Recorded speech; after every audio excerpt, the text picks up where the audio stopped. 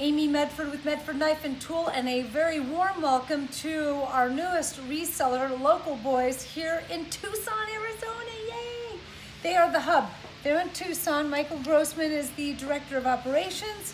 Their address is 1400 South Alvernon Way.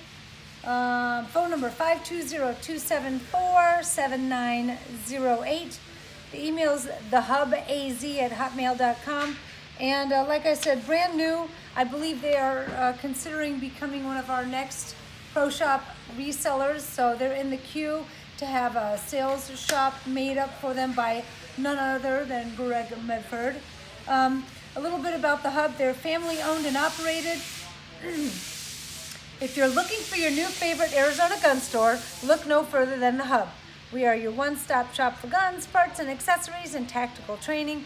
It is our passion to help you find the gun or knife of your dreams. They also offer CCW classes, a shooting range, MILO range. Sorry, I'm not a gun person, so I don't know all this stuff. That will help improve your self-defense, target shooting, and tactical skills. Jackie, door, thank you. So Michael is definitely the head dude in charge, Michael Grossman. And again, they're the hub. They're in Tucson, Arizona. Local Boys. Let's see on their virgin shipment what we have headed their way. All right, on the smaller end, I have a Panzer that's looks like a reverse tuxedo. So I can't tell if they're tumbled sometimes or if they're bronze anodized, but that looks tumbled to me. PVD hardware breaker, clip, and blade. S35 Tonto. Smooth Criminal, I have one. It's not blacked out, although the handles are darker in color. It's our gunmetal gray. So PVD blade, hardware breaker and clip, and gunmetal gray handles. Two of the Praetorian Swift Auto knives. This one's in the same gray. And these are hard anodized, all in Arizona here locally. And the same company does the Smooth Criminal and the Swift. So all of our aluminum chassis knives are hard anode here in Phoenix. All right, so that's the gray, that's the bronze, I believe. I can't tell, that might be green. Yeah, it is green. The bronze is a darker, richer brown color. We have an Infraction, Tumbled blade blue handles, NP3 breaker, a slim Midi Marauder, and we'll show that next to the Midi Marauder. So the two mid-sized Marauder of the family. Slim Midi has these recesses milled in. The Midi Marauder has these two little finger grooves milled in and the scallops down on the bottom. Both S35 VN drop point blades. The Slim has been PVD coated and the Midi Marauder is tumbled. 187 flipper in all titanium. It has our Art Nouveau Flora laser engraved on the handle, and I'm gonna say on the spring too. Yep. We ran a few of these. These just came through and we offered them for our resellers, not offered on the website. A Proxima with faced and bronze flamed handles, and that is just a brilliant, beautiful color. I'm sure it's picking up on the camera really nicely. You'll see what the standard bronze looks like on the perimeters. And then a bead blasted bronze spring. It's interesting to see the variation in that bronze color from a bead blasted material to a faced. PVD hardware clip and blade. Micro Praetorian G. Fantastic little carry if your hands are smaller or if you just want a smaller imprint on your pocket. PVD blade, hardware breaker, and spring and clip. So this is as blacked out as it gets for a G10 knife. The only thing silver is the shoulder pin, the stop pin.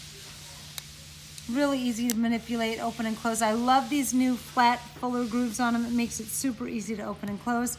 A Genesis T. The color on the handles is kind of a blend of bronze and blue. It's got a little bit of violet, depends on the angle that you're at. And the hardware is PVD and faced violet ano. So it's PVD down in the 6-gun pivots and around the bevels and kind of a violet face on it. PVD hardware clip breaker and blade. And this is the Scout MP. Again, the NP refers to the breaker. This is the only way that the knife is now offered. It comes in either OD green handles or black G10 handles. And all of the hardware and accessories are blacked out. You'll notice that the titanium liner lock is also PVD coated. All right, so that's the Scout. Same size as the Scout is the full-size Praetorian T and G model. They have two Praetorian T headed their way. This is Terminator style, which is everything all tumbled. blade, handle, spring, and clip.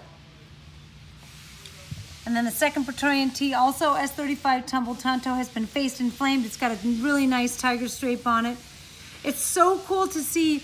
It's interesting for me to see the tiger stripe flaming on a nude handle with no facing, and then have it faced and see how much, you know, not only does it create this line here, but it pulls the heat in on either side of the main flamed line, and it just creates a really interesting color.